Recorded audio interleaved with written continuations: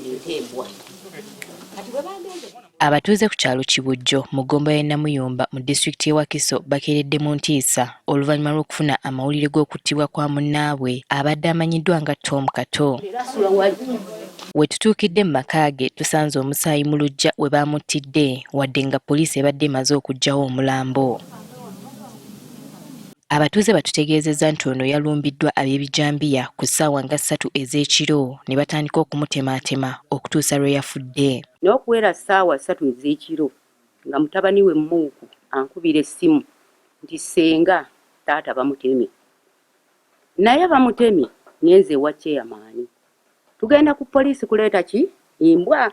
Naye nga wano yamulese alimu akantu akassa. Zaawo kya bugazi. Ezo mulisa amatooki nga bamutemye wano, ne bamutema wano, ne bamutema wano, ne bamutema kino, ne bamutema na wano.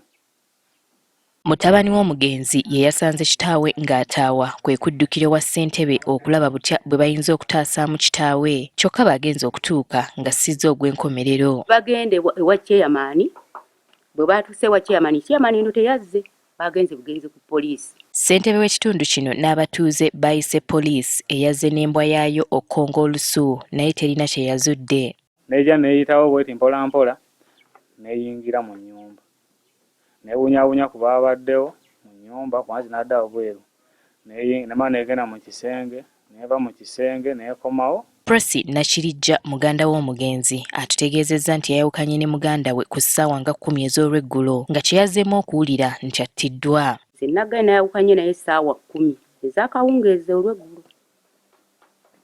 Najja eno n'okuwera ssaawa 3 ez'ekiro nga mutabani we Muuku ankubira essimu nti ssenga taata bamutemye. Ono agamba nti omugenzi aludde ng'alina obutakkaanya ne mukyala we era ng'abadde yamuviira ne mu nnyumba ng'asula mu kifulukwa. Ennyumba w'abadde asula waawali. Yeeyiye ennyumba mw'abadde asula era ekibaati abadde abikkula kibikkule n'ayingira ne yeebaka. Okufa kwa muganda we akutadde ku njawukana ze balina ng'abooluganda olw'ettaka era alina obwedda baasongamu olunwe. Nga baagala nze wano, olaba atudde, baagala Luyimbaazi, baagala Ssemugenze, baagala Kato. Kati ekibanja ekyo waliwo eyajja nga wa ttaka. Nze gye saali kuba nange nali sibeera kuno, naye nakomawo Justice Commission nawezaawo na myezi 2. Kati ne bakipima nga bakisala obutundutundu kane bana abaana abazzukulu ne bakayinira ekibanja ekyo tikya kitaabwe ng'ate tebaabawa. Kati ne bagamba tuyina okufa n'omuntu. Ensonga ya ttaka yava ku ttaka era Sande Mukomazi yatuuka ebiseera ebimu n'andeeta ne ku poliisi wano n'ansiba n'angamba mwekulidde akagumba mu ngatto.